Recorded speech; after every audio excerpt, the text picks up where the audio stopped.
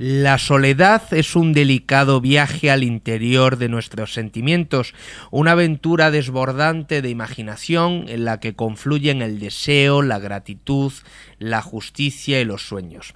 Por sus páginas transitan un puñado de fascinantes personajes: el recetador de libros, el cazasueños o la joven japonesa con ojos color miel que cada tarde desafía al destino desde su apartamento veneciano.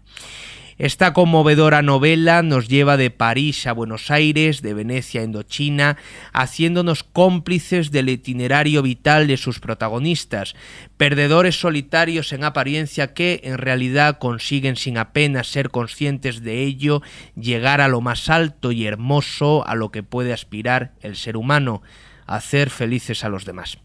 La soledad, la primera novela de Natalio Grueso. Buenas tardes, Natalio, y gracias por venir al plató de Periodista Digital. Buenas tardes, muchas gracias, un placer estar aquí.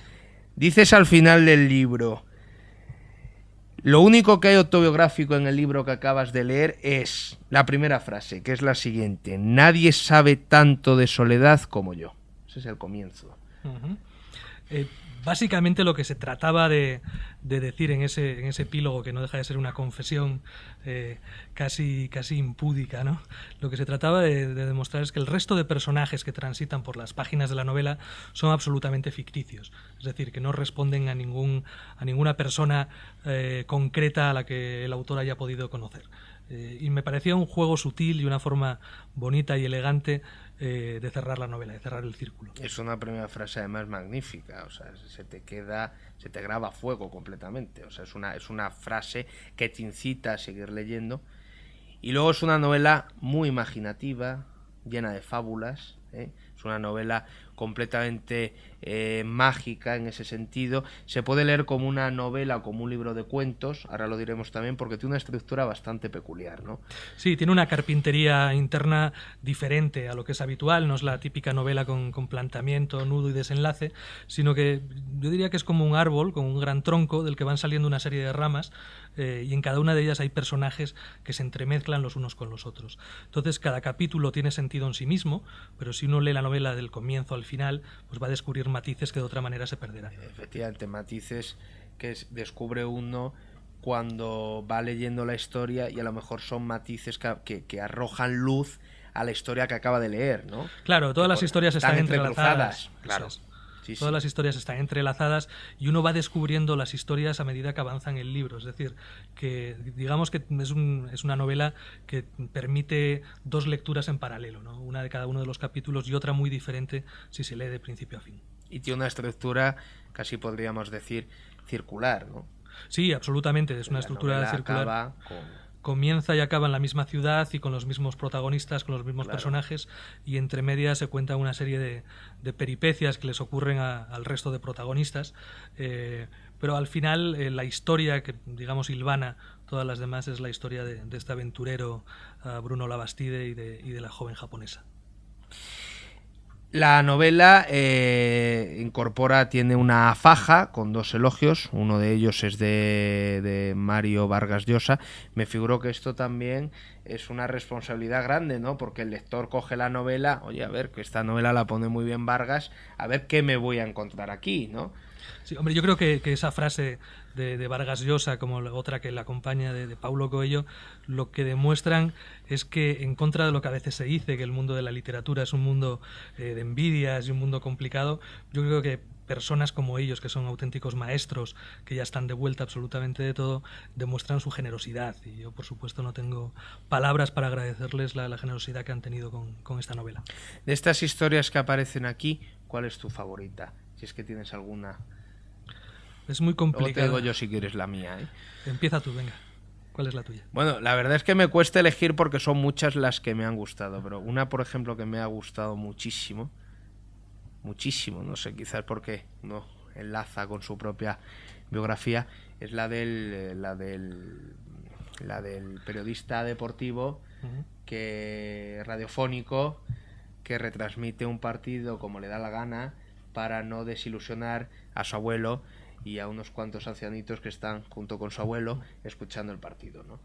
Esa es una historia que a mí me han gustado otras muchas, pero esa es una historia que a mí me ha gustado mucho. Me ha gustado mucho también la historia de las palabras. Ahora te preguntaré, que no sé si al paso que vamos alguna vez sucederá eso, ¿no? Que las empresas privadas se hagan dueñas de las palabras y tengamos que pagarles un dinero para poder utilizarlas. Yo creo que al paso que va la tecnología y tal como avanza todo, no es descartable de que eso ocurra dentro de poco tiempo. Por cierto, me gusta mucho la ironía de que ese inspector que persigue el uso que hace la gente de las palabras, el uso ilegal, se llame Harpo. Claro, ¿no? está pensado el mudo de los hermanos Marx. El mudo de los hermanos Marx, que ya sabes que no era mudo, lo que pasa es que tiene una voz ridícula, y entonces le pedían que por favor no hablase, ¿no? Eso es. ¿Cuáles son tus historias? No, es muy difícil elegir una. Yo coincido contigo, creo que La voz de la Argentina es una de las, seguramente, casi te diría de las más emotivas. No sé si de las que están mejor hiladas o mejor hilvanadas, pero sí, desde luego, las más emotivas. Y a mí hay una historia que me gusta mucho y es seguramente la única que no tiene final feliz, que es Daños colaterales, porque refleja muy bien la realidad de las cosas que le ocurren a gente que está en el lugar inapropiado en el momento equivocado, ¿no? Y cómo al final las decisiones grandilocuentes que se toman en el mundo de la política o de las finanzas pueden tener consecuencias devastadoras en la vida de gente totalmente inocente. La historia de recetador de libros también me gusta mucho y además me he sentido muy identificado con ella, porque a mí me llaman muchos amigos y me piden muchos amigos recomendaciones, qué libro me recomiendas, y a veces te hace un diagnóstico con de una precisión enorme, ¿no? Verás, es que me ha pasado esto, tengo el ánimo así, tengo el ánimo así, y entonces yo procuro qué es lo que hace este personaje, ¿no? Claro, es una de las primeras historias que es muy bonita también. Sí, es un personaje que pretende ganarse la vida con eso, pero lógicamente no da para tanto, y él no puede entender por qué, porque hay gente que receta cosas más insólitas que yo, como conjuros o fondos de inversión. No es tan extraño recetar libros. Y sí, yo creo que todos tenemos no nos ha ocurrido en la vida de tener algún amigo al que en algún momento determinado le hemos recomendado un libro y le ha hecho mucho bien en un momento determinado. Es una novela muy imaginativa, como decía al principio. A mí me ha evocado a veces, tiene mucho de realismo mágico, o así lo he leído yo. Desde luego la he leído yo. Desde luego es una novela completamente fabuladora, es decir, o sea, no es realista, y es una novela que creo además que puede disfrutar cualquier tipo de lector, desde el adolescente o desde el chaval lector que disfruta con este tipo de historias, en donde la imaginación tiene una importancia enorme, es decir, todas aquellas cosas que frecuentemente no nos ocurren, o directamente no nos pasan nunca, desgraciadamente, hasta el lector que busca un tipo de literatura más realista, como podría ser el lector de las novelas de Vargas, ¿no? Es decir, ahí es una novela que va destinada a un público muy amplio, o así lo veo yo. Sí, yo creo que es una novela en la que cualquier lector puede encontrar algún personaje o algún pasaje con el que se siente identificado, y no solamente de cualquier edad, sino también diría casi de cualquier cultura o de cualquier país. Sí, porque además transcurre en muchos sitios, ¿no? Es muy universal en ese sentido. Es muy universal, pero en realidad los sitios no dejan de ser los decorados, los escenarios donde ocurren las historias, porque al final se trata de un libro de sentimientos, de un libro de emociones, y por eso creo que tiene, y espero que tenga la capacidad de tocarle la fibra al lector, ¿no? de llegarle al corazón, que al final es lo que uno pretende cuando en soledad se sienta a escribir. Que compartir con los lectores pues unos momentos de placer, de felicidad, hacerles reflexionar. Bueno, de eso se trata la literatura, yo creo. ¿A todos estos personajes les atenaza una sensación fuerte de soledad? Yo creo que sí. Yo creo que inicialmente todos ellos son personajes muy solitarios, que se sienten muy solos, pero que poco a poco se van dando cuenta de que tienen un poder inmenso para cambiar, para transformar la vida de las personas que tienen cerca. Y a través de ese viaje, que es un viaje no solo físico de ciudad en ciudad, sino que es un viaje interior, se van dando cuenta de que en realidad no están tan solos, y de que de lo que habla la novela es sobre todo de la gratitud, habla del deseo, habla de la aventura, habla de los sueños, de la amistad, de los sueños cumplidos, de los sueños que no has cumplido, del paso del tiempo. Bueno, tiene todos esos componentes. Por hablar de temas más técnicos, comentábamos antes la estructura. Es una estructura difícil, ¿no? Difícil. Me figuro que para ti, no para el lector, porque se sigue perfectamente, pero me figuro que a la hora de escribirla habrás tenido muchas dudas en cómo enlazar unas historias con otras, con un cabo, otro, etcétera. ¿Qué retos te ha llevado a esta estructura? Es decir, ¿qué dificultades has tenido a la hora de trazar esta novela? Es una estructura, yo diría que arriesgada, es una estructura muy arriesgada porque no puedes ni pasarte ni quedarte corto. Es decir, claro, si tiras demasiado del hilo y llevas al lector, lo puedes sacar de la historia principal. Si te quedas corto, entonces se puede entender como historias que no tienen una ligazón entre ellas.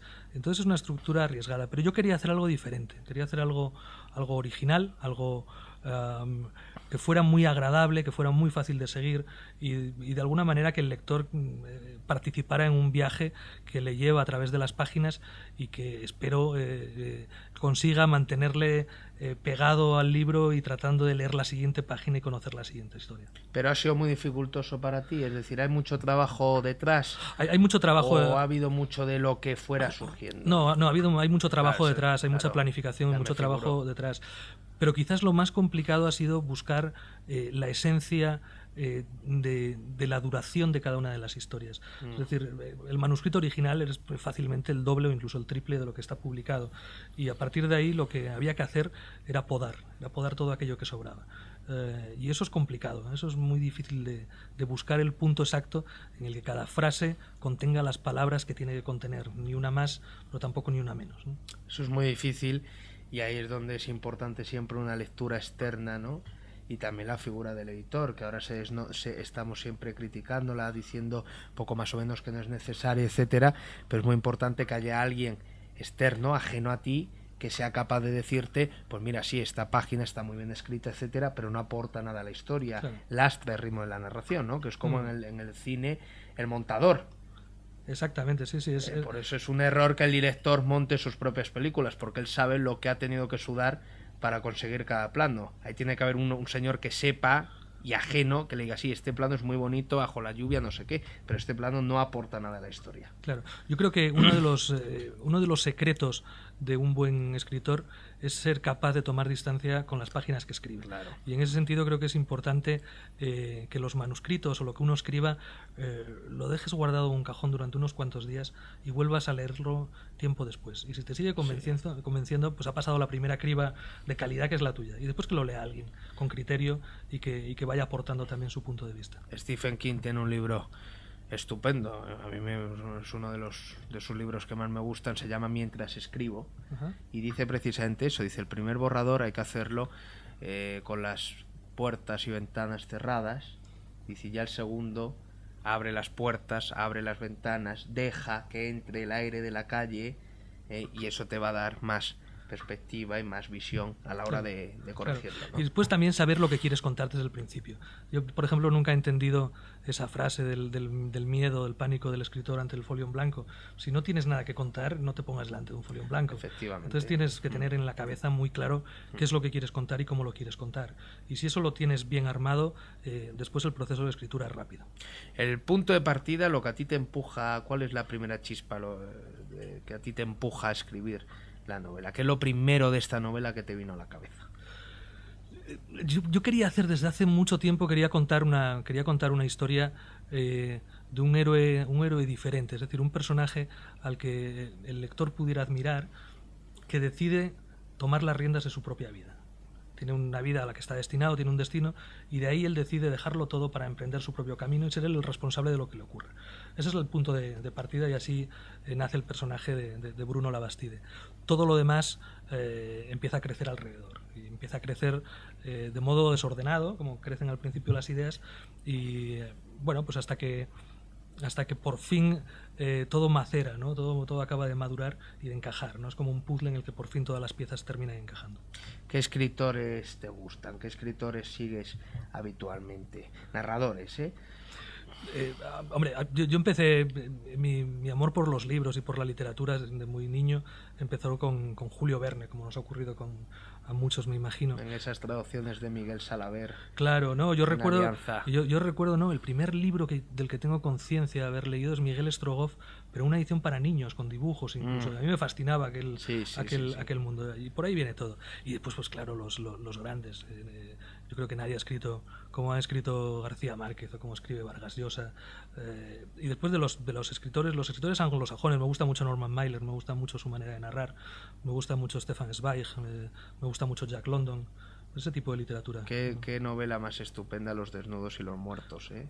O Los tipos duros no bailan. Qué escritor más excelente, ¿no? Sí, porque además Mailer consiguió crear su propio estilo y consiguió, que creo que es lo más difícil siempre en el mundo de la literatura, ¿no? Tener un lenguaje propio, y él es de los que lo consiguió. Y luego está la concisión de Zweig en Carta de una desconocida, en todas estas novelas cortas magníficas que tiene, que aquí se publicaba en España en los años 30, en los años 40, prácticamente sin éxito, y ahora con las reediciones que viene haciendo Acantilado, claro, pues ha vivido una suerte de segunda vida y tiene muchos lectores, ¿no? Sí. Yo me alegro porque es un autor de enorme calidad, lo mismo que Sándor Márai, o sea, claro, estos escritores centroeuropeos que están un poco olvidados, ¿no?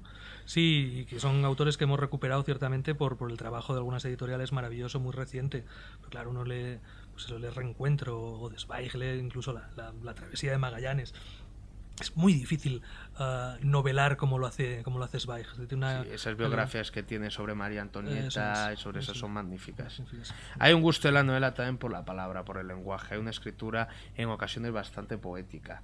No sé si esto me figuro que será deliberado, claro. Sí, yo creo que esta novela exigía ese tono, es decir, exigía un tono casi de prosa poética, de ensoñación, es lo que pedía. El día que escribamos otro libro, pues habrá que utilizar otro registro, ¿no? Y otros lenguajes, pero esta historia en concreto yo creo que requería ese ingrediente poético. ¿Estás ahora con otro libro? ¿Estás metido en otra novela o no? Estoy metido en varias cosas porque mi decisión es dedicarme a esto, dedicarme a crear, a escribir, y entonces pues hay varios proyectos en la cabeza. Sí. Eres el director del Teatro Español. ¿Qué función tienes? Es decir, ¿qué hace un director del Teatro Español de Madrid? Pues hace la programación del teatro y hace las producciones. Ahí es nada, ¿no? Y hace las producciones y bueno, pues es el que se encarga de